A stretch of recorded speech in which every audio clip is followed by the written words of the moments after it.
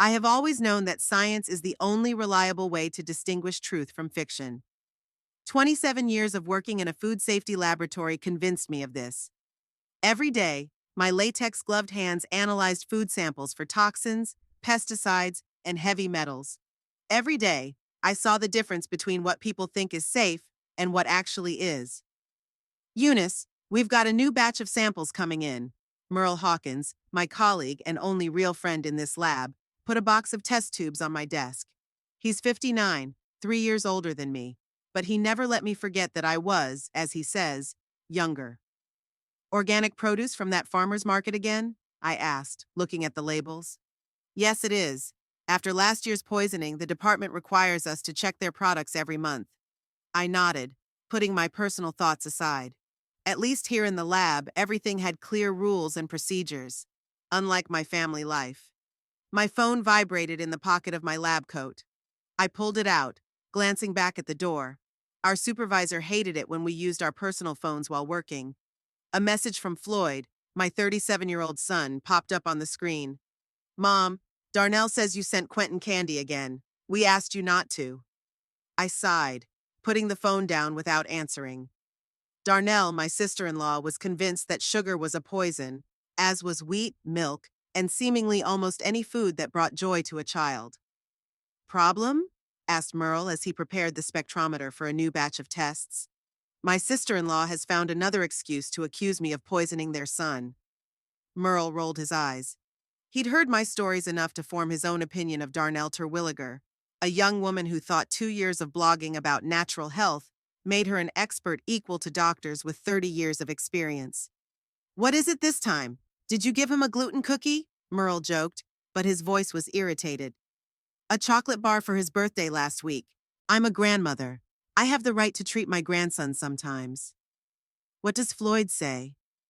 I shrugged my shoulders, trying to hide the pain that always appeared when it came to my son. What does he always say? Mom, Darnell knows best what Quentin needs. She reads all the new research. Merle shook his head and said nothing more. He knew that some wounds were better left untouched. I went back to my work, trying to focus on the tests. Each sample required my full attention, and usually it helped me distract myself from my personal problems. But today, thoughts of Quentin did not leave me. My only grandson is 8 years old. When he was born, I imagined spending weekends with him, taking him to baseball games or just making him pancakes on Sunday mornings.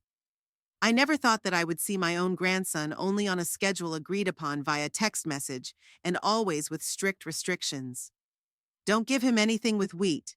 No dairy products, no processed foods, no sugar. The list of prohibitions was longer than the list of permitted foods. When I finished calibrating the equipment, I allowed myself a minute's break and pulled out my phone. I opened Darnell's blog, Natural Healing with Darnell. Today's post was about the miraculous properties of some root I had never heard of. Eastern medicine has been using this root for 5,000 years to treat all diseases, she wrote. Western doctors don't want you to know about it because pharmaceutical companies can't patent nature. There were already 27 comments under the post from her loyal followers, thanking her for spreading the truth. I knew I shouldn't read any further, but I continued to scroll through her page anyway. Here is a photo of Quentin taken a month ago. He was smiling at the camera, but I couldn't help but notice how pale his face was. Dark circles were visible under his eyes, and his skin had a strange yellowish tint. Quentin enjoying his green smoothie with my special blend of herbal supplements. Darnell captioned the photo. We're addressing his energy imbalance naturally, and we're already seeing significant improvements. I felt my heart clench. I wasn't a pediatrician, but 27 years in the lab had taught me to recognize the signs of ill health. And Quentin looked sick, not just tired or pale, but really sick. Eunice, Merle returned from the reagent room. Can you check these samples? I think there's something wrong with the lead levels. I quickly blocked the phone and went back to work. The lab was my refuge, a place where I still felt useful. Here, my opinion mattered. Several hours passed in the usual rhythm. Pipettes, test tubes, spectrometer, recording results. Monotonous but calming work. When it was time for the lunch break, Merle suggested that we have lunch together in the cafeteria. I can't, I said. It's Thursday. So what? Every Thursday I have lunch with Quentin at his school. It's the only time Darnell lets me see him without her supervision. School policy is only 2 visitors per student at lunch. Merle grimaced. She controls even that? I shrugged. She says school lunches are toxic garbage, but she can't be there every day because she runs her wellness seminars. So I get Thursdays. After packing my things, I headed to Merced Heights Elementary School, located a few blocks from the lab. This was one of the reasons I never looked for another job, even when my boss cut our bonuses or gave us too much overtime. This lab was close enough that I could see my grandson at least once a week. The school greeted me with the usual hype. I signed in the visitor's book and received a badge that said Visitor to attach to my sweater. The guard at the entrance nodded at me. He already knew me from my 2 years of weekly visits. In the cafeteria, I found Quentin at a table in the corner. He was sitting by himself, pulling something out of his lunchbox, a bright green one with superheroes I didn't recognize. The new generation had no new heroes. Hi, sweetie. I kissed the top of his head, inhaling the familiar smell of baby shampoo. Grandma, he smiled, but it was a weak smile, not the same as before. I sat down next to him, looking at his face. In reality, he looked even worse than in the blog photo. His eyes were inflamed and his skin had an unhealthy hue. How are you feeling, Quentin? Fine, he shrugged, opening his lunchbox. I peeked inside. Green pasta in one container, some brown sticks in another, a bottle with a cloudy liquid. What's that for lunch? Mom made a special pudding with spirulina and her secret herbs, and these are burdock root sticks. They are very useful for cleansing the body. I held back a grimace. And do you like to eat it? He shrugged again.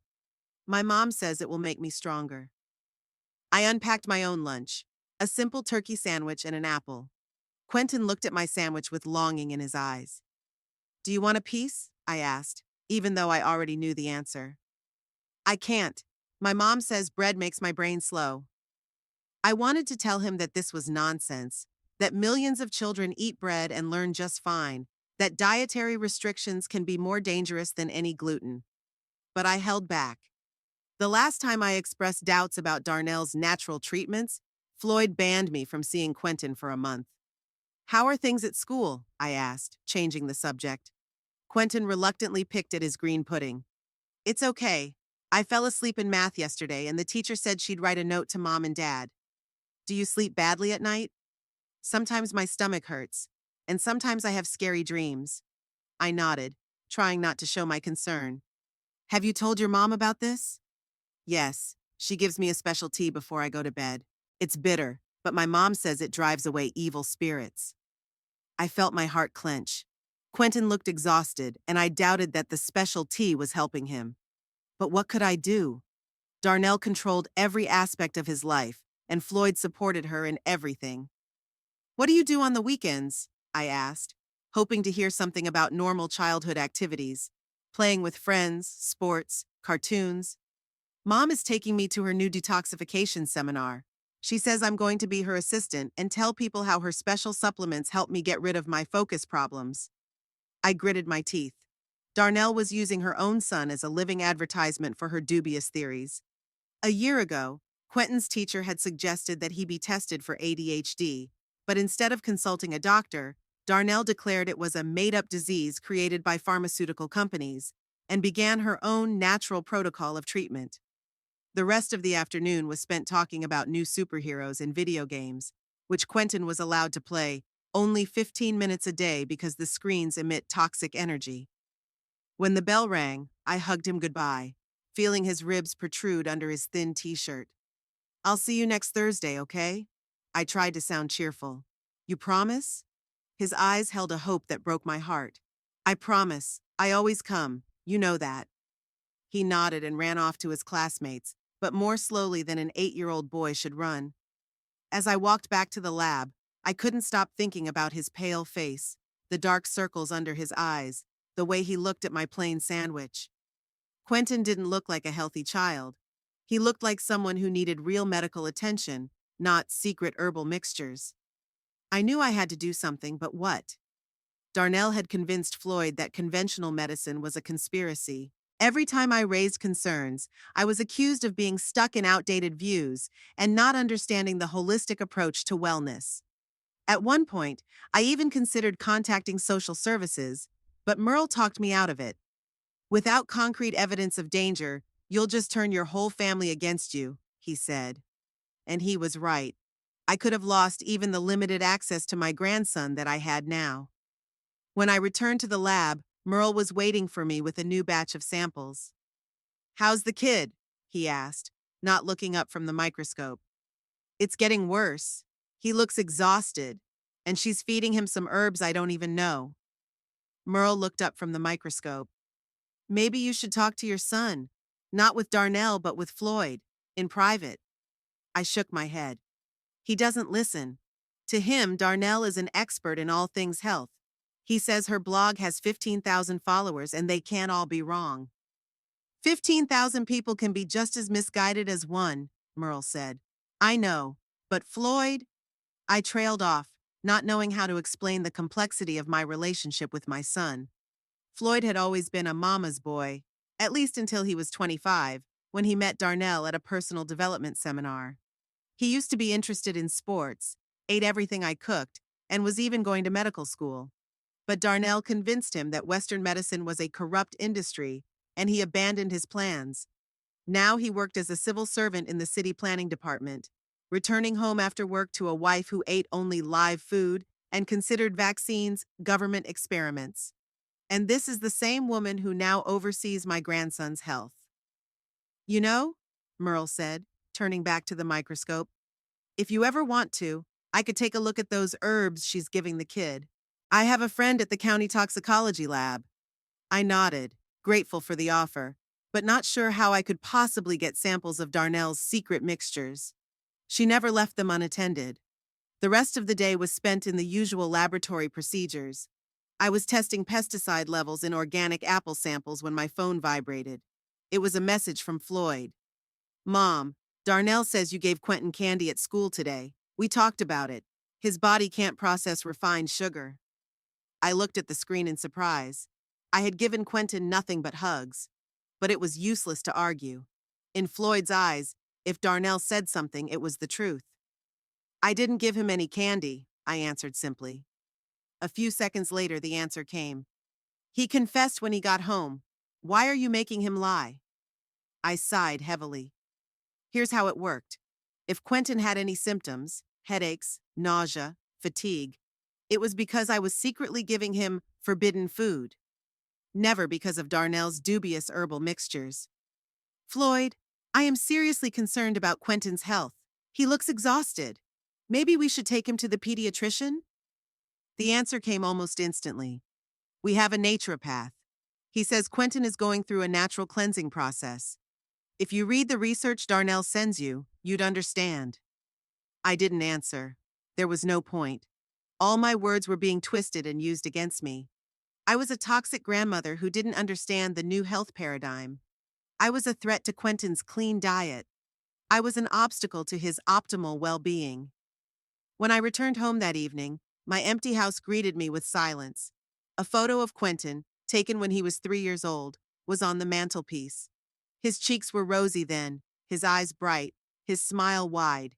He was a healthy, happy child who ate ice cream and wanted to be an astronaut.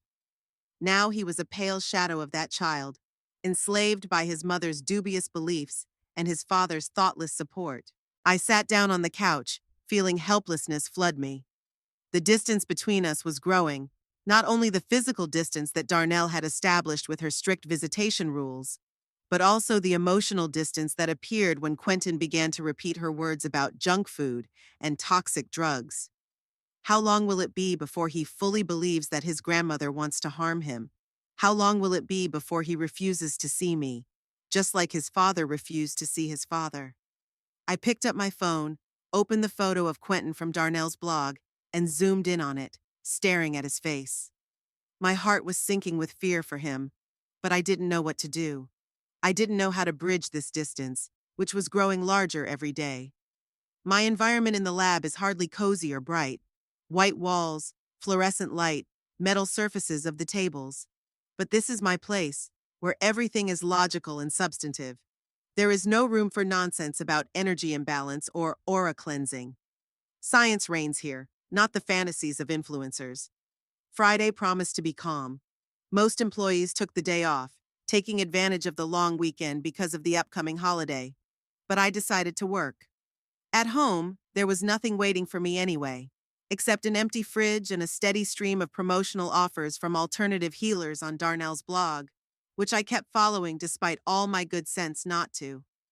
Merle, as usual, was also at work. He was one of those rare people who didn't see the point of a long weekend, especially after his wife had died 5 years earlier.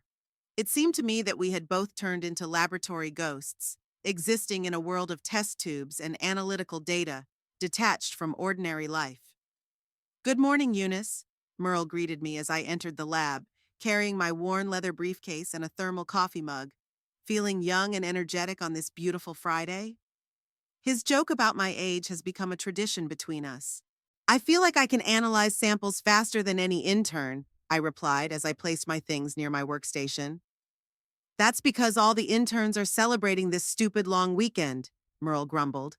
But he didn't sound genuinely annoyed, but rather like a fake old man he sometimes played for our mutual amusement. I started setting up my equipment when my phone vibrated in the pocket of my lab coat. I usually didn't check it before break, but something made me pull it out. Perhaps intuition or simple concern for my mother and grandmother. The message was from Darnell, which was strange since she almost never wrote to me directly. Usually, all communication went through Floyd. "Eunice, I made a terrible mistake. I put Quentin's lunchbox in your lunch bag instead of his own. You may have already noticed. Please do not open it. It is part of his special diet and contains very sensitive supplements that should not be exposed to light and air for too long. I have sent a courier to pick it up from your work. He should be there in an hour." I read the message twice, feeling my pulse quicken. I looked at my briefcase, realizing that I hadn't checked it since yesterday, when I had quickly packed my things after my lunch with Quentin at school. "Is something wrong?" asked Merle, noticing the change in my expression. "Maybe nothing," I replied, opening my briefcase. And indeed, inside, between my papers and an uneaten apple, was Quentin's bright green superhero lunchbox. "Darnell says she accidentally put Quentin's lunchbox in my bag at school yesterday," I explained to Merle as I pulled out the container. "So what? It's just a kid's lunch," Merle shrugged, turning back to his microscope. I hesitated, holding the lunchbox in my hands.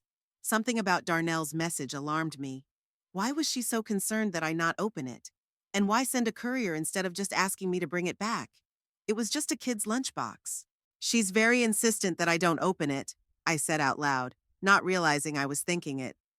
Merle looked up from the microscope. "Now I'm wondering what's in there." I shrugged my shoulders, trying to appear indifferent. "Probably just another one of her natural supplements. She's afraid I'm going to make a scene because of what she's feeding Quentin." "You know," Merle began slowly, coming closer, "if there's something in there that could harm the child, you have a right to know." I looked at the lunchbox again. Of course I wanted to know what Darnell was giving my grandson, but to open it would be to violate her trust, the little bit of trust that still remained between us. "I don't know, Merle," I said, setting the lunchbox on the table. "Maybe I'll just wait for her delivery guy." He snorted. "Eunice, you tell me every week how bad the kid looks. Pale, exhausted, with dark circles under his eyes. And now you have a chance to find out what he's being fed, and you're hesitating?" He was right. I knew it. But it's one thing to worry about your grandson's health, and quite another to actively interfere with how he is being raised. I had already lost most of my son's trust. Could I risk losing the rest? My thoughts were interrupted by Merle, who simply opened the lunchbox while I hesitated. "Merle!" I tried to stop him, but it was too late. The lid opened and a strange, bitter, almost chemical smell filled the air around us. "What the hell?" Merle muttered, peering inside. I came closer. There were several containers in the lunchbox. One contained a thick green paste, another a brown liquid, and the third some powders of different colors. There was also a bottle with a cloudy liquid that looked almost fluorescent under the lab lights. "Is that what she's giving him to eat?" asked Merle, wrinkling his nose at the smell. I nodded, remembering yesterday's lunch. Yeah, but I didn't smell it as strong then. Merle carefully picked up one of the containers, the one with the green paste, and opened it. The smell was even stronger, pungent, and unnatural. Eunice, he said slowly, this doesn't smell like normal natural food. What do you mean? Instead of answering, Merle went to the reagent cabinet and pulled out some test strips. I knew these strips. We used them to quickly test samples for certain toxins. Merle, what are you doing? I asked, feeling anxious. Just want to test something, he replied, dipping the strip into the green paste. Within seconds, the strip changed color from white to bright red. Merle frowned. Is that bad? I asked, even though I knew exactly what that color meant in my 27 years in the lab. It's very bad, Merle confirmed. He took another test strip and dipped it into the brown liquid. The result was the same, bright red. What is it? My heart was pounding. Merle looked at me, his face as serious as I had ever seen it. Heavy metals, Eunice, and not in trace amounts. There's a concentration here that is well above safe levels. I felt my knees go weak. Are you sure? As sure as you can be with rapid tests. I need to run a full analysis to be sure, but… He took the bottle of cloudy liquid and sniffed it carefully. I'm pretty sure there are arsenic compounds in here. And it's not of natural origin. I shook my head and sank into the nearest chair. That's impossible. Darnell would never give Quentin anything poisonous. She's obsessed with his health. Or obsessed with the idea of natural cures, Merle replied. Some of these alternative healers use substances they think are cleansing, but are actually toxic. Arsenic, lead, mercury. All of these substances were used in traditional medicine for centuries before their toxicity was scientifically proven. I shook my head, not wanting to believe it. Maybe you're wrong. Maybe the test strips are faulty. Merle went to the cabinet and took out a new package of test strips. He repeated the tests and the result was the same. Eunice, he said seriously, you have to take your grandson to the hospital right away. But I can't just… You can and you must, Merle interrupted me. These substances are toxic, especially to a child. If he consumes it regularly… I remembered Quentin's pale face, the dark circles under his eyes, his constant fatigue, his stomach aches, and his nightmares. All of these symptoms now made horrible sense. Heavy metals build up in the body over time, Merle continued. Symptoms may be subtle at first, fatigue, irritability, trouble sleeping, but over time they become more serious. Neurological problems, organ damage. Enough, I stopped him, feeling nauseous. I get it. I looked at the lunchbox in horror. Was this what Darnell was feeding my grandson every day? Under the guise of natural supplements and healthy eating? Merle, I said in a shaky voice. She couldn't have known. She thought she was helping him. Maybe, Merle agreed, but I could see the doubt in his eyes. But that doesn't matter now. All that matters is that the child is being exposed to toxic substances, and it needs to stop now. I nodded, realizing that he was right. But how could I do that? Darnell will never let me just pick up Quentin and take him to the hospital. And Floyd will always be on her side. I don't know how to do this, I admitted. Eunice, Merle put his hand on my shoulder. It's not about how to do it. The point is that you have to do it. It doesn't matter what your son or daughter-in-law say. If you don't intervene now, your grandson could be seriously hurt. My heart clenched at the thought of the confrontation that was inevitably to come. But the image of Quentin pale, emaciated with dark circles under his eyes, was stronger than my fear. Okay, I said, straightening up. What do I do? First, Merle replied, collecting samples from the lunchbox into lab tubes. We need proof. I'll run a full analysis of these substances so we know exactly what we're dealing with. It will take a few hours. And then? And then you go to Quentin's school, pick him up, and take him straight to the emergency room. I'll call them and let them know you're coming. I nodded, feeling the adrenaline start to flow through my veins. What should I tell Darnell and Floyd? The truth, Merle replied simply, that we found toxic substances in Quentin's food and that he needs immediate medical attention. I imagined Darnell's reaction to those words and shuddered. But now was not the time to think about her feelings or how this would affect my relationship with my son. The only thing that mattered was Quentin's health. Okay, I said, pulling out my phone. I'll call the school and tell them I'll be picking him up early. Merle nodded, already preparing the equipment for analysis. Eunice, he added as I was dialing. You're doing the right thing. Don't doubt it for a second. I nodded gratefully, although doubts were already gnawing at me from the inside. Could Darnell really have given Quentin poisonous substances? Could she have been so blinded by her beliefs that she didn't see how her natural methods were harming her own child? But the test strips didn't lie, and Quentin's condition did not lie. Something was very wrong, and I couldn't stand by any longer. Merced Heights Elementary School, how may I help you? The secretary's voice sounded too cheerful for the situation. Hi, this is Eunice Terwilliger, Quentin Terwilliger's grandmother from the 3rd grade. I need to pick him up from school earlier today. Of course, Mrs. Terwilliger. What is the reason, if I may ask? I hesitated. A family situation, I finally said. I'll pick him up in half an hour. I see. I will pass the message to his teacher. You'll need to sign the visitor's register as usual. Thank you. I ended the call and took a deep breath, trying to calm down. The next step was the most difficult, telling Floyd that I was picking up Quentin. But before I could dial his number, my phone rang. It was Darnell. Eunice, she sounded tense. Did you get my message about the lunchbox? Yes, I answered, trying to sound calm. I did. Great. My courier will be with you in 20 minutes. You didn't open it, did you? I glanced at the open lunchbox on the table, the samples from which Merle was now examining. Why is this so important, Darnell? A pause. I've already explained. These are very sensitive natural supplements that must not be exposed to air or light. What kind of additives?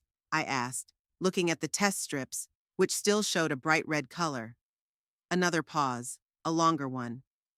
Eunice, these are complex mixtures of herbs and minerals that I have selected specifically for Quentin.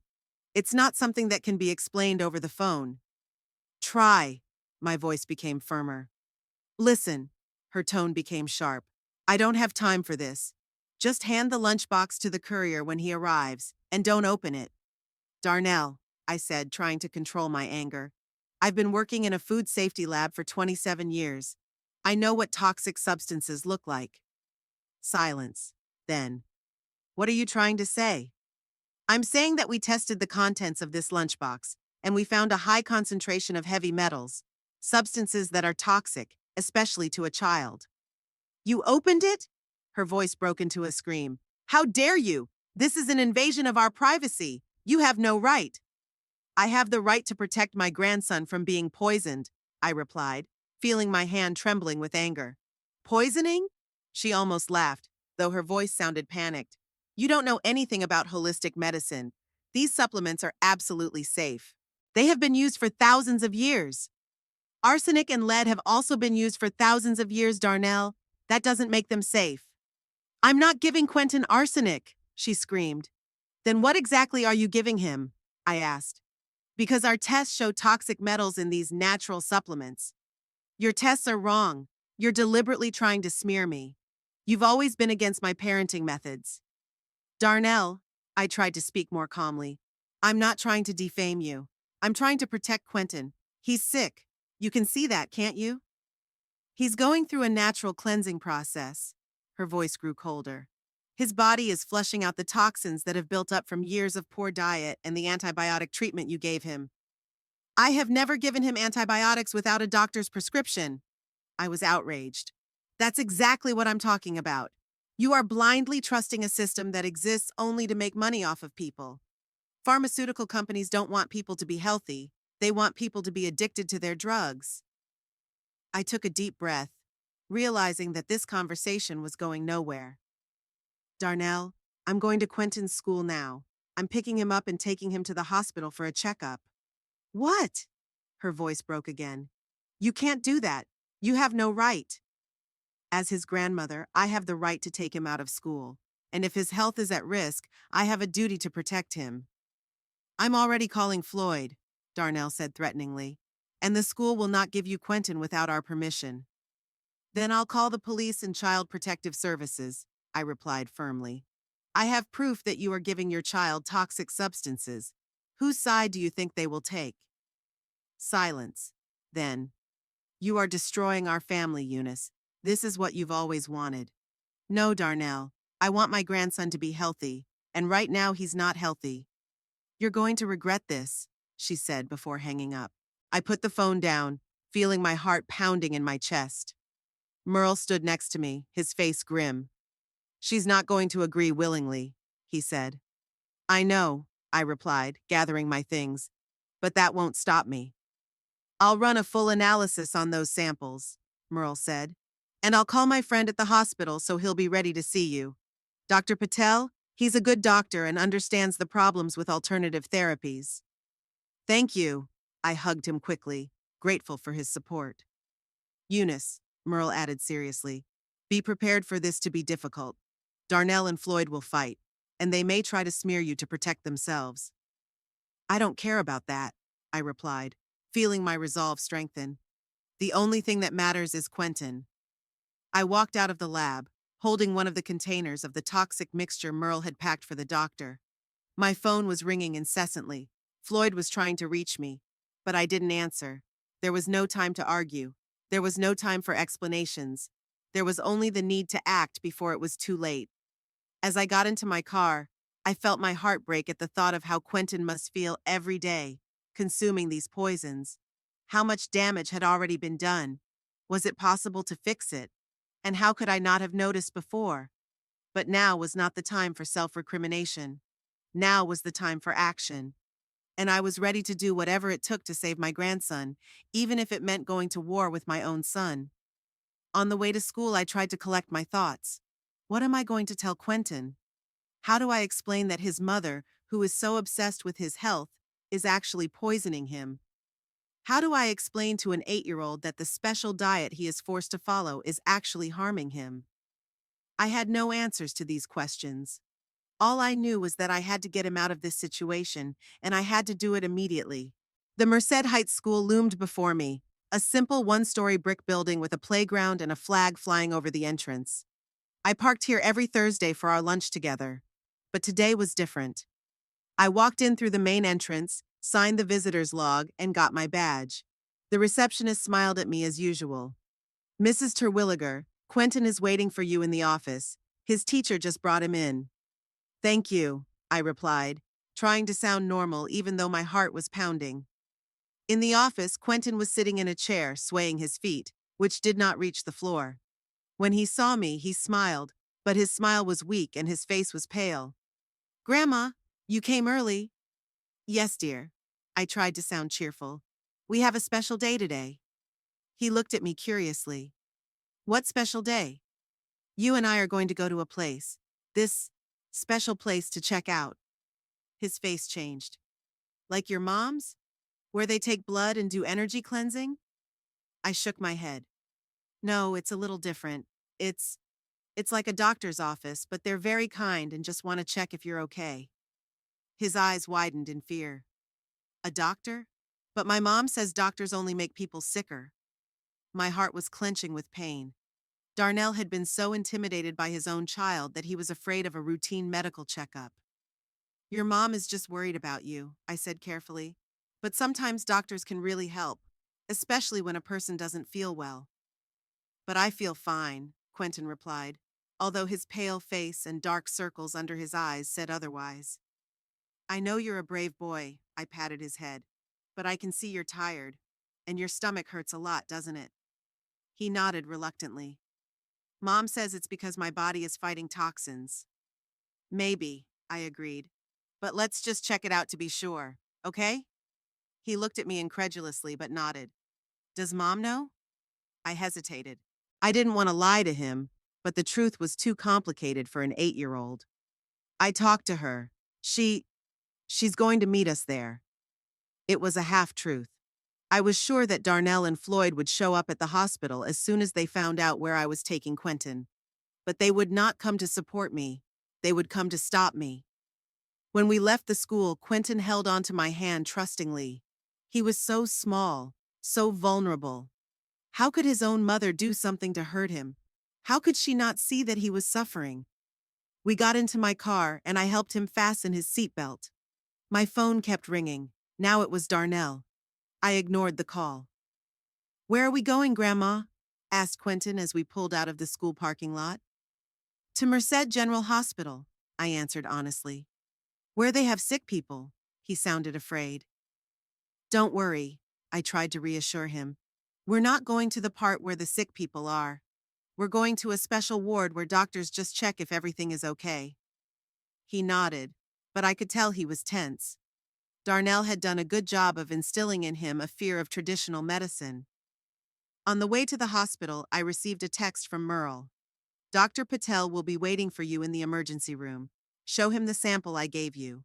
The test results confirmed our suspicions: high levels of arsenic and other heavy metals. "Be careful."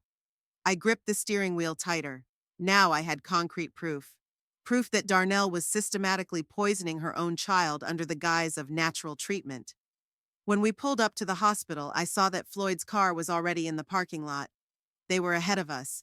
My heart was racing with fear, but I couldn't back down now. "Ready, honey?" I asked Quentin as I parked the car. He nodded, but his eyes were wide with fear. "Grandma, I'm scared." "I know," I hugged him. "But I'll be with you the whole time. And the doctors here are very kind. They just want to help you feel better." "Promise?" "I promise." We got out of the car and walked to the hospital entrance. I held Quentin's hand tightly, feeling it tremble in my palm. Floyd and Darnell stood at the entrance, their faces distorted with anger. "Mom!" Floyd yelled when he saw us. "What are you doing?" "Dad! Mom!" Quentin let go of my hand and ran to them. Darnell hugged him, giving me a look full of hatred. "Eunice?" Her voice sounded deceptively calm, but her eyes were burning with fire. "You have no right to take my son out of school without my permission."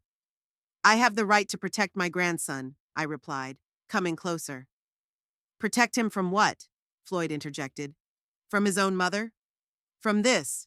I pulled out the container Merle had given me. "This is what Darnell feeds Quentin every day.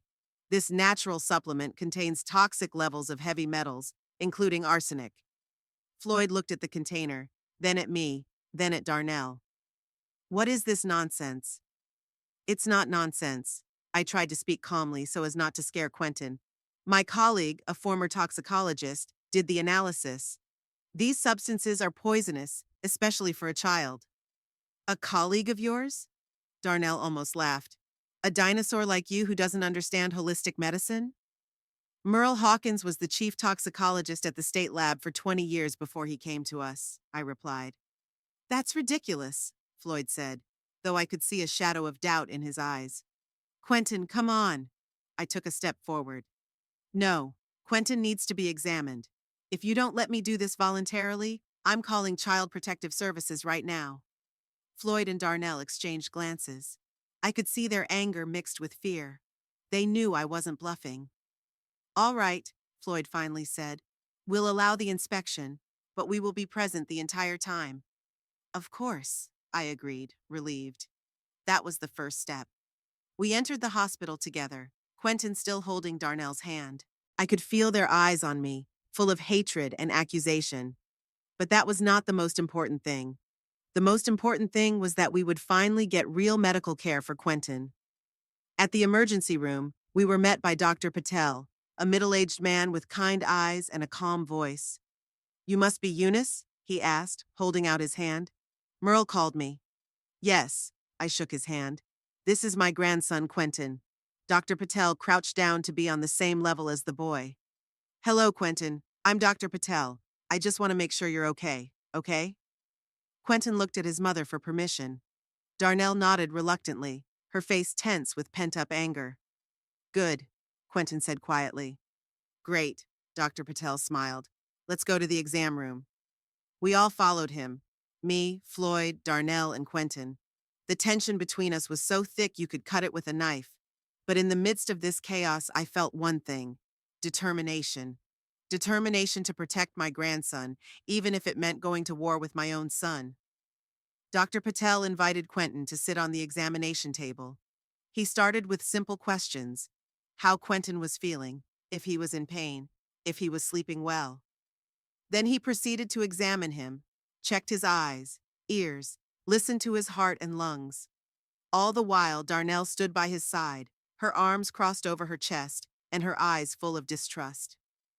"I'd like to draw some blood for analysis," Dr. Patel said after the examination was complete. "Why?" asked Darnell immediately. "He's just tired. All children are tired sometimes." "It's standard procedure," the doctor replied calmly, "especially given the symptoms you described: fatigue, stomach pain, trouble sleeping." "Those symptoms are part of the cleansing process," Darnell insisted. "His body is flushing out toxins." Dr. Patel nodded, but I could see the skepticism in his eyes.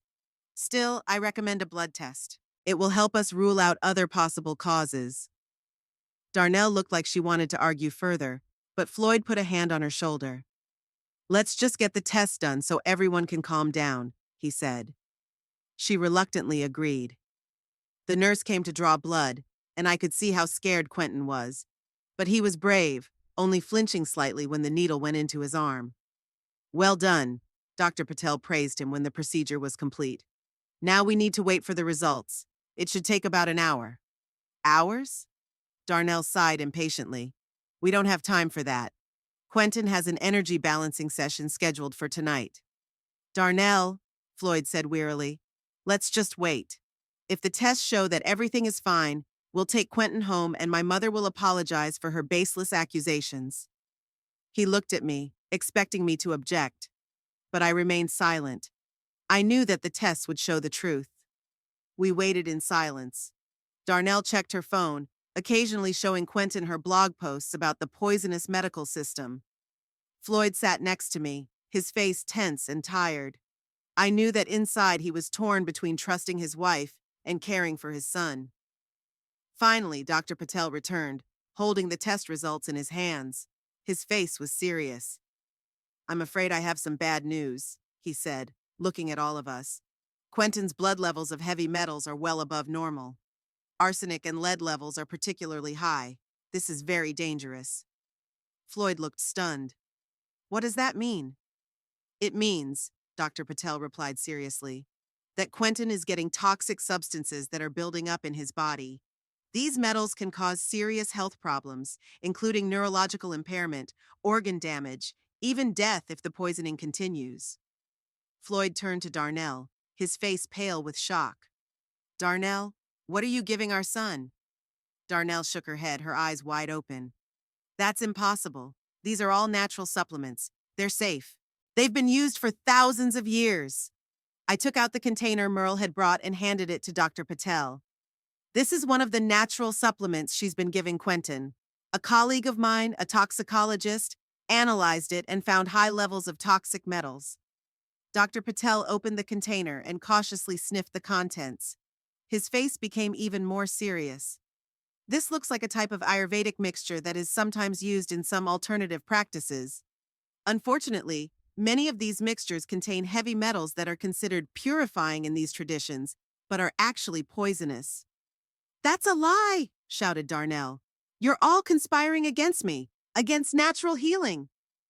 "Darnell," Floyd's voice was quiet but firm, "look at our son. Look at how pale he is, how exhausted. We both noticed it, but you always said it was part of the healing process." "It is," she insisted, but there was no longer any confidence in her voice. "No, it's not," Dr. Patel said gently but firmly. "These are symptoms of chronic heavy metal poisoning, and if you don't stop their intake immediately, the consequences can be irreversible." Darnell staggered and fell back into her chair, her face white as chalk. I didn't know," she whispered. "I thought I was helping him." I felt a surge of pity for her, despite my anger. She truly believed she was doing the best for her son, but her faith was blind, and the price of that blind faith was Quentin's health. "What now?" asked Floyd, his voice trembling with emotion. "Quentin needs to undergo chelation therapy to remove the heavy metals from his body," Dr. Patel replied. "It won't be quick or easy, but the sooner we start, the better the results will be." Is this some kind of medicine?" asked Darnell quietly. "Yes," Dr. Patel nodded. "Special drugs that bind the metals in the body and help to eliminate them naturally." Darnell looked at Quentin, who was sitting on the examination table looking small and scared. I meant well, she whispered. I read all the research. I consulted the best naturopaths. I know, Dr. Patel said sympathetically. But sometimes traditional practices that seem safe can be dangerous, especially when we don't fully understand their chemical composition. Floyd walked over to his son and hugged him. Everything is going to be okay, champ. The doctors will help you feel better. Mom? Quentin looked at Darnell, his eyes filled with tears. You said doctors make people sick. Darnell looked as if her heart was breaking. I I was wrong, honey. Sometimes doctors can really help. Dr. Patel leaned over to Quentin. You know what? We have a very special machine that helps remove things from your body that make you tired. And after this machine does its job, you'll feel much better. Really? Quentin looked interested, despite his fear. I do. And you know what else? We have ice cream for the brave boys who go through this special procedure. For the first time in a long time, I saw a real smile appear on Quentin's face. Ice cream? Even chocolate? Especially chocolate. Dr. Patel winked at him. I looked at my grandson, feeling tears welling up in my eyes. He was so happy at the mere thought of chocolate ice cream, a simple childhood joy that Darnell had deprived him of for years. Dr. Patel, I said, wiping away my tears, what do we need to do to begin treatment? I recommend that we hospitalize Quentin for a few days for the initial phase of chelation therapy, he replied. Then, depending on his condition, we can transition him to an outpatient regimen. Hospitalize him? Darnell looked like she was going to faint. But, it's necessary, Floyd interrupted, his voice firm. Our son has been poisoned, and he needs help. Real medical help. Darnell looked at him, then at me, then at Dr. Patel. I saw her worldview crumble before my eyes. All of her beliefs, all of her confidence in her natural methods of healing, all of it crumbled to dust in the face of irrefutable evidence. Okay, she finally said, her voice barely audible. Do what you need to do. I felt a wave of relief flood through me. Finally, Quentin would get the help he needed. Finally, he could start to get better. Dr. Patel nodded and called for a nurse to begin preparing him for hospitalization. Floyd stayed with Quentin, explaining to him what was happening, while Darnell sat in the corner, her eyes blank with shock. I walked over to her, feeling a mixture of anger, pity, and relief. Darnell, I said quietly, I know you thought you were doing the best for Quentin, but the most important thing right now is to help him get better. She looked at me, her eyes filled with tears. You always knew something was wrong, didn't you? You tried to tell me, but I wouldn't listen. I nodded, not knowing what else to say. There were too many emotions, too many unspoken words between us. I hated you, she continued, her voice trembling, for questioning my methods, for not respecting my beliefs. But you were right. And if I had listened to you earlier... She didn't finish her sentence, but there was no need. We both knew what she was going to say. If she had listened to me sooner, Quentin wouldn't have suffered for so long. If she hadn't been so blinded by her beliefs, she would have seen that her natural methods were harming her own child. But now was not the time for blame. Now was the time for action. Colleague, have you seen my face? Pale as a sheet, Merle whispered on the phone when I called him from the hospital. I knew it was poison right away. Take your son to the hospital immediately, his words still echoed in my ears. Sitting in the hospital corridor while Quentin was being prepared for the procedures, I could finally catch my breath. 3 weeks had passed. 3 weeks since the day I brought Quentin to the hospital. 3 weeks since the tests confirmed the presence of toxic levels of heavy metals in his blood. 3 weeks since the official investigation into Darnell and her natural cures began. A March morning greeted me with gray skies and a cold wind. I sat on a bench in front of the Merced County Courthouse, waiting for the hearing to begin. Today was the day of the custody hearing for Quentin. Darnell and Floyd had filed a lawsuit against me, accusing me of tampering with evidence, defamation, and attempting to separate the child from his parents. Although I knew the truth was on my side, my heart was as heavy as a stone. Merle sat down next to me, handing me a paper cup of coffee. He became my biggest support during these weeks, accompanying me to all the hearings and meetings with social services. "How are you?" he asked, even though the answer was obvious. "Fine," I lied, taking a sip of bitter coffee. The taste matched my mood. "A lie," Merle said softly. "But I appreciate you trying." I smiled weakly, grateful for his understanding without any words of sympathy. Merle knew me well enough to realize that empty words of support would only make things worse. The first 2 weeks after Quentin's hospitalization were full of hope. Doctors started chelation therapy to remove toxins from his body, and the results were encouraging. His condition began to improve almost immediately. His complexion became healthier, his energy returned, and his abdominal pain decreased. I was allowed to visit him every day, and I saw my grandson gradually return to life. Darnell was shocked and confused at first. She spent the first few days in the hospital next to Quentin, crying and repeating that she didn't mean to hurt him. Floyd was angry and confused, torn between protecting his wife and caring for his son. But then the situation changed dramatically. Darnell reached out to her alternative medicine community, and suddenly the internet was flooded with posts about the corrupt medical system and the toxic grandmother trying to destroy her family's natural lifestyle. "Did you see Darnell's last post?" asked Merle, checking his phone. I shook my head. After dozens of insulting posts, I stopped reading her blog to maintain some sort of balance. She's writing that the hospital is refusing to give her copies of the tests, and that this is proof of a conspiracy. I sighed. The truth was that Darnell had received all the copies, but refused to believe the results. She found experts on the internet who claimed that the high levels of heavy metals were a natural state of purification and posed no danger. "How many subscribers does she have now?" I asked, though the answer scared me. 23,000, Merle replied. Her story about saving her son from his evil mother-in-law and the medical mafia has gone viral in certain circles. I nodded, feeling bitterness fill my soul. Instead of admitting her mistake and focusing on her son's recovery, Darnell had turned the situation into a campaign against me and traditional medicine. And people believed her. The worst came when a lawyer recommended to Darnell by her supporters, Barry Sunderland, known for his radical views on parental rights and criticism of government interference in family affairs, got involved. He filed a formal complaint with the court, accusing me of child abduction and slander. "Time to go," Merle said, helping me to my feet. We headed to the courthouse where my lawyer, Rebecca Walsh, a reserved woman with penetrating eyes and a reputation for being an uncompromising fighter for children's rights, was waiting for us. "Good morning, Mrs. Terwilliger," she greeted. "Are you ready?" I nodded, although in reality no one could be ready for this. To see the hatred in your own son's eyes. To hear yourself called a toxic grandmother and a manipulator.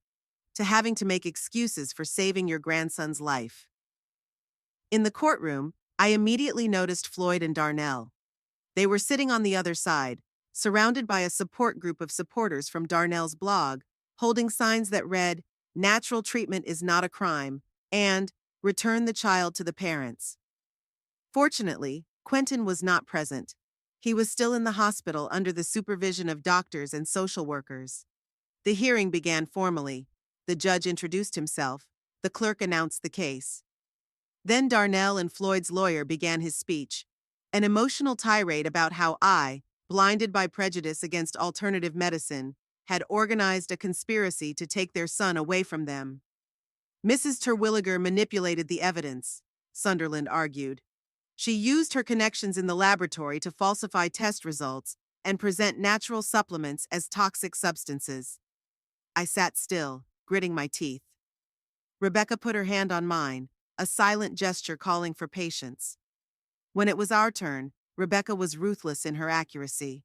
She presented the court with the full results of Quentin's blood tests, confirmed by 3 independent laboratories. She called Dr. Patel, who described in detail the symptoms of chronic heavy metal poisoning that Quentin was experiencing. She presented a toxicology report conducted by Merle, which confirmed the presence of arsenic, lead, and other toxic substances in Darnell's natural supplements. "Your Honor," Rebecca summarized, "this is not a matter of differing views on medicine. This is a matter of objective facts. Quentin Terwilliger was systematically poisoned by substances given to him by his mother.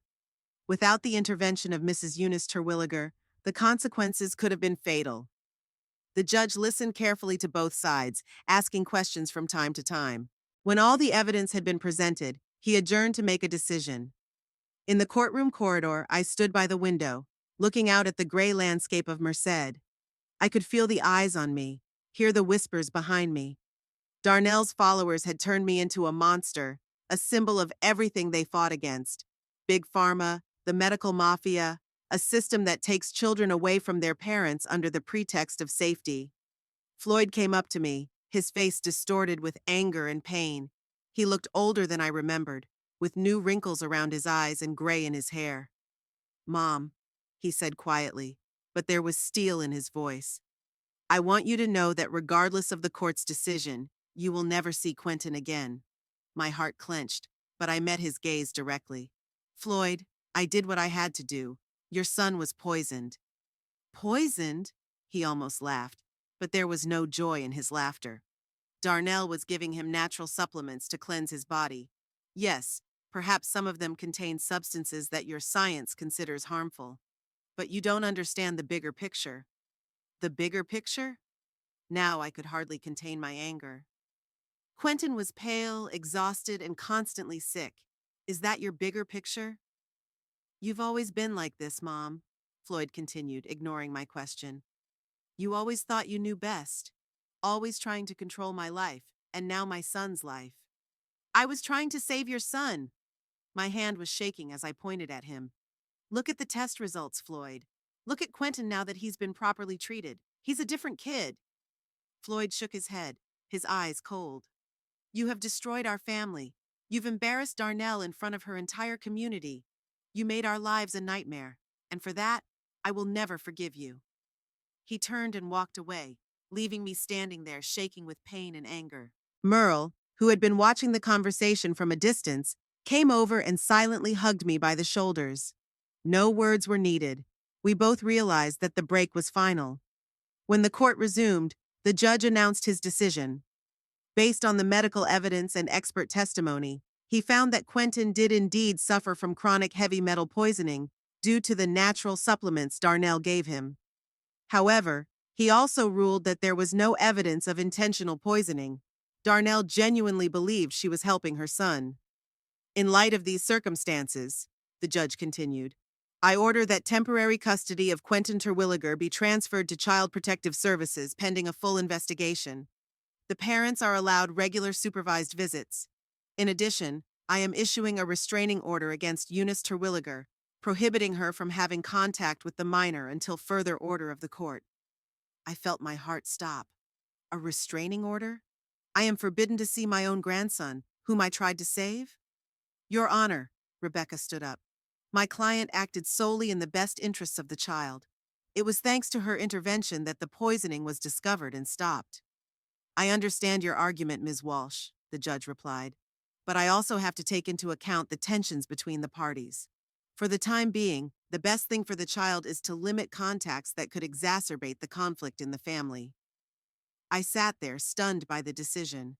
On the other side of the room, Darnell was crying on Floyd's shoulder, surrounded by her supporters. For them, it was a victory, not a complete one, but enough to paint me as a monster who tried to take a child away from loving parents. "We can appeal," Rebecca whispered as she gathered her papers. I shook my head. "No. Quentin has received medical care. He's safe. That's all that matters." "But you won't be able to see him," she reminded me. "I know," I replied, feeling the tears coming to my eyes. "But if that's the price for his life, I'm willing to pay it." When we left the courthouse, we were met by a group of journalists. This story became a sensation in Merced. Grandmother against alternative medicine. Struggle for the right to treat a child with natural methods. Who should decide what is best for a child? I did not stop to answer questions. There was no point. In Darnell's world, in the world of her followers, I was an evil that was trying to destroy the natural way of life. No arguments, no scientific evidence could change their minds. I spent the next 2 weeks in a state of emotional numbness. I went to work, fulfilled my duties, and returned home. But part of me was dead. Merle stayed close by, regularly coming to my house with food and news. He was the only person who understood my feelings, the only one who knew the truth from beginning to end. Quentin was released from the hospital yesterday, he said one evening as we sat on my porch watching the sunset. Dr. Patel says his condition has improved significantly. His blood toxin levels are almost back to normal. Where is he now? I asked, feeling pain and joy mix in my heart. In a foster home. Social services won't let him go back to Floyd and Darnell until they take special courses and prove they understand the dangers of alternative therapies. I nodded, feeling slightly relieved. At least Quentin was safe. At least he had a chance at a normal life. How are you? Merle asked, even though the answer was obvious. Shattered, I answered honestly. I lost my son and grandson on the same day. I became an enemy to the people I loved most in the world. Merle was silent, knowing that words of comfort were powerless now. Then he took an envelope from his pocket. This is for you, from Dr. Patel. I opened the envelope and took out a photograph. It was Quentin, but not the pale, emaciated boy I had known in recent years. He was a healthy, smiling boy with rosy cheeks and bright eyes. He asked me to give you this, Merle explained. He realizes you can't see Quentin, but he thought you deserved to know that your intervention saved his life. I clutched the photo to my chest, feeling tears streaming down my cheeks. It was worth losing everything to see him like that. Merle nodded, understanding. One day, Quentin will know the truth. Someday he'll realize what you did for him. Maybe, I replied, looking at the sunset. But even if he doesn't, I have no regrets. I couldn't stand by and watch him being slowly poisoned under the guise of natural treatments.